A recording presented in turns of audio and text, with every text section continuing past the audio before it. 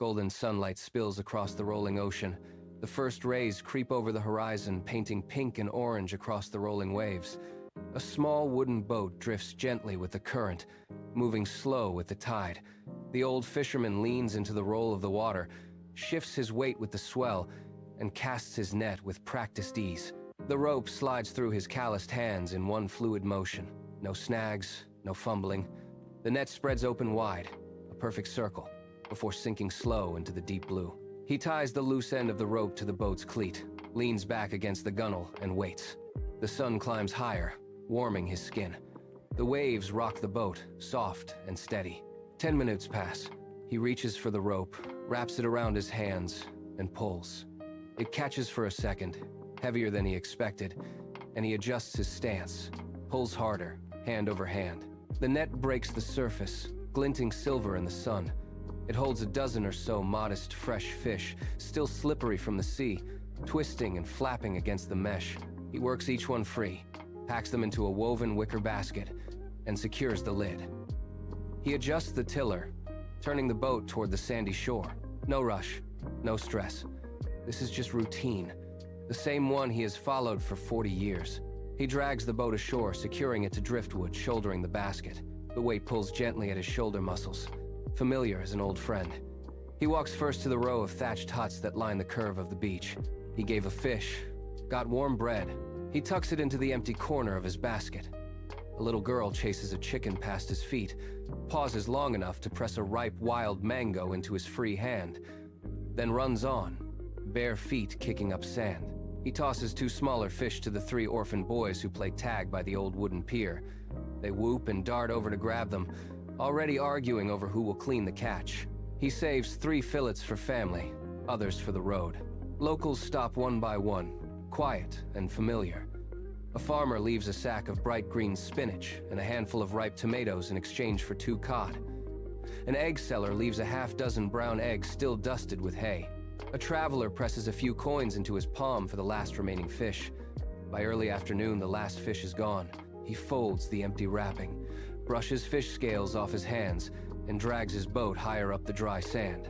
He walks to his small plot under a simple palm palapa, strips off his work gloves, and settles into a frayed cotton hammock strung between 2 thick trunks. Half a mile up the curved stretch of beach, a luxurious beachfront resort rises stark against the blue sky. It is built of polished glass and brushed steel, with infinity pools that spill their bright blue water out toward the open ocean. Guests wander the paved paths, carrying brightly colored drinks and expensive cameras, moving from poolside cabanas to ocean view restaurants. None of them glance toward the old fisherman's quiet stretch of sand. Their world moves at a different speed, a different rhythm, 100 years removed from his. One man watches from the resort's upper veranda every single morning. He is a well-dressed foreigner, a wealthy businessman who has made millions trading in big cities far from this coast. He carries a thick leather briefcase everywhere he goes, and walks with the brisk, purposeful stride of someone who never wastes a minute. He has been watching the fisherman day after day, and he cannot wrap his head around what he sees. He is puzzled by the slow, unchanged routine.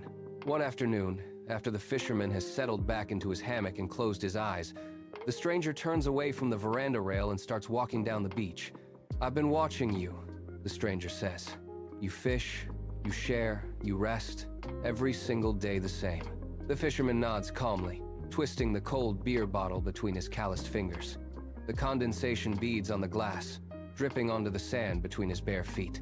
"Yes, and buy a bigger boat, hire men, catch more fish." The fisherman blinks, slow and steady. "Why?" The stranger grows animated, his hands coming up to gesture wide toward the open ocean.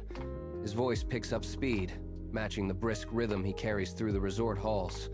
"You could sell more, make more money, expand your whole operation. You could open a fish processing plant right here on this coast, ship your catch to cities all over the world." The fisherman leans his head back against the hammock's frayed edge, still calm. "Why?" the fisherman repeats. The stranger huffs a quiet, impatient breath, straightens his posture, and pushes on. "You could own a whole fleet of fishing boats, build an entire empire from this beach, become wealthy, retire early by the time you turn 60. He spreads his arms wide, as if he can already see the empire stretching out over the water. And then, the stranger concludes triumphantly, "You could relax. Sit right here by the sea, drink cold beer, listen to music, and enjoy your life exactly how you want it."